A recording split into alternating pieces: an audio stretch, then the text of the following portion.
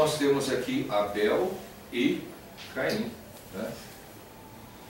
Filhos de Adão e Eva, Abel mais velho, Caim mais moço, né? Agora é interessante a gente notar que Caim, ele não dominou os seus desejos. Caim seguiu por um caminho errado, um caminho de não obedecer à palavra, de não fazer aquilo que Deus queria que fizesse, né? O Senhor ensinou a Adão e Eva que aproximar-se de Deus era somente através do sacrifício, né? De um cordeiro, um novilho e assim por diante. E certamente Adão e Eva passou pelos filhos isso, né? Mas Abel foi ao rebanho, pegou um cordeiro e colocou ali, né, no altar dele. Fez certinho, e aquele cheiro suave, né, subiu até Deus. Mas Caim, cabeça dura, como nós falamos, né? Ele disse, não, Deus falou assim, mas não precisa ser assim não, né? Eu posso trazer o fruto da terra, do meu trabalho, e eu vou colocar isso no altar e eu vou oferecer. Caim seguiu seus próprios sentimentos. Ele não se preocupou com a palavra do Senhor. Ele achou que ele podia fazer do jeito dele. E sabe, irmãos, Deus não aceitou Caim nem a oferta dele. Aceitou Abel e a sua oferta, porque Abel andou dentro da palavra, daquilo que Deus ensinou, daquilo que Deus queria. Caim seguiu o seu próprio pensamento. Por isso que no Novo Testamento nós aprendemos que não devemos seguir o caminho de Caim. Não é verdade? Muita gente segue. A Bíblia fala assim, mas não é bem assim não. Eu posso fazer do meu jeito, né? Eu posso fazer como eu quero, como eu penso, na verdade. Nós não podemos, irmãos. Nós não podemos fazer como nós pensamos, como nós queremos, não. Nós temos a planta, nós temos a palavra, nós temos o ensino do Senhor e nós temos que seguir. Nós temos que dominar os nossos desejos. Então, não dominar os nossos desejos é pecado. O Senhor falou com Caim: se procederes bem, não é certo que serás aceito? O que o Senhor falou? Porque Caim ficou irado, porque Deus não aceitou o sacrifício dele, e nem a pessoa dele. Quando a pessoa desobedece, Deus não aceita nem a pessoa. E isso deve mexer com o nosso coração, irmãos, deve mexer conosco, né? Nós não podemos desobedecer a palavra do Senhor, né? E Caim desobedeceu. E ele ficou com raiva do Abel, com ciúme, com inveja, né? E o que ele fez? Ele pensou em matar ele, não é verdade? Mas Deus, que conhece o interior de cada pessoa, veio e falou com ele, falou essas palavras aí, ó. Se procederes não é certo, serás aceito. Se todavia procederes mal, eis que o pecado jaz à porta. O seu desejo será contra ti, mas a ti cumpre dominá-lo, não é? Deus falou, Caim, quem vai dominar esse desejo? Você, eu não vou dominar. Deus não ia dominar, porque Caim estava querendo, né? Então Caim estava querendo fazer uma coisa errada, e Deus só advertiu, Deus só falou com ele. Deus não proibiu, Deus não impediu. Deus podia, né? Deus podia impedir ele de fazer isso, mas Deus não fez. E quando você quer fazer coisa errada, Deus não vai te impedir, não, porque você quer. Então os nossos desejos às vezes são pecaminosos, como foi o de Caim, e nós temos que dominar esses desejos. Nós temos que proceder bem, e se nós procedermos bem, nós seremos aceitos. Então é uma lição preciosa que o Senhor nos passa através disso. Mas o pecado é não dominar os nossos desejos. Então não dominar os desejos é pecado. Agora nós vamos ver um outro tipo de pecado, não é? Quem são esses dois aí?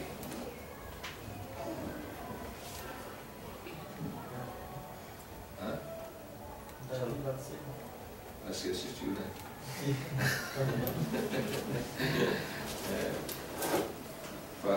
A Davi, né? O rei Saul, né? Passou, então passou esse Davi, passou a Batseba e o caso deles. Mas nós não precisamos entrar em detalhes, né? Mas o pecado de Davi e Batseba foi adultério. E é um pecado muito comum nos nossos dias de hoje. Mas é pecado, né? É pecado. E a Batseba era mulher de Urias, um soldado de Davi, né? E Davi, então, praticou o pecado com Batseba. Ele viu ela tomando banho, e ela era muito bonita, não é? E muito atraente, certamente, não é? E ele foi atraído por ela, mandou perguntar, e depois de mandar perguntar, então ela veio e se deitou com ela. Aí depois vem as consequências, né, de tudo isso que nós não vamos entrar em detalhe. Mas nós estamos considerando pecados que podem ocorrer, né, na humanidade, e que às vezes as pessoas estão envolvidas com esse tipo de pecado. Desobediência, não controlar os seus desejos, né, e aqui adultério. E adultério é pecado que pode levar à morte. Então nós temos que ter um cuidado com isso, né? Davi só não morreu porque ele era rei de Israel e Deus havia feito certas promessas para Israel e Deus tinha que cumprir essas promessas, né? Então Deus perdoou Davi, mas o filho que nasceu morreu. Não é verdade? A pena de morte era para adultério e outras coisas no Velho Testamento. A gente precisa tomar cuidado, né? Quando nós chegamos no Novo Testamento, nós encontramos um grande servo de Deus que chamou-se Mateus. Quando o Senhor encontrou Mateus, ele estava numa alfândega, ele era também cobrador de imposto, trabalhava numa alfândega, e o Senhor simplesmente chamou ele, né? Agora, eu quero que vocês notem, porque às vezes nós achamos que tem que haver assim, um terremoto, tem que haver uma coisa fantástica assim para Deus mexer com o nosso coração. Não. O Senhor Jesus olhou para Mateus e lá no trabalho dele, e o Senhor só falou isso: Mateus, segue-me. Quando a pessoa está atenta, a pessoa tem interesse, então o Senhor vem ao encontro, e o Senhor não usa palavras difíceis, nem coisas assim complicadas, não. Ele simplesmente chama, segue-me. E será que nesta noite Ele não está falando com você também? Ele está olhando para você, Ele está aqui, o Senhor Jesus, e Ele está dizendo, segue-me, não é? Segue-me. Qual vai ser a tua resposta hoje à noite? Você vai dizer como Mateus, Senhor, eu estou pronto para seguir-te, né? Ou você vai sair daqui como entrou, ainda sem salvação, sem paz no seu coração.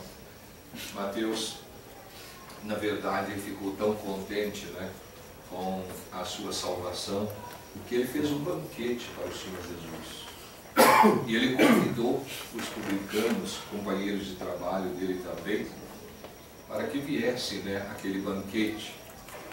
E o Senhor Jesus tomou lugar junto com os publicanos e pecadores, como eles chamavam, né? E nós lemos então aqui que os fariseus, vendo isso, eles fizeram essa pergunta: por que o vosso mestre come com publicanos e pecadores? Tinha lá no cantinho um grupo de fariseus. Sabe quem eram os fariseus? Eram os sacerdotes daquela época, da religião daquela época. Eram os chefes da religião. E eles se juntaram num lugar à parte, eles não se misturavam com os publicanos e pecadores, né? Não queriam se sujar com eles, né? Mas o Senhor Jesus foi e assentou junto com eles. E estava comendo com eles. E foi censurado exatamente por isso. Mas quem pode citar o versículo Lucas 10 e 19 e 10? Quem pode citar Lucas 19 e 10? O filho de vós me buscar,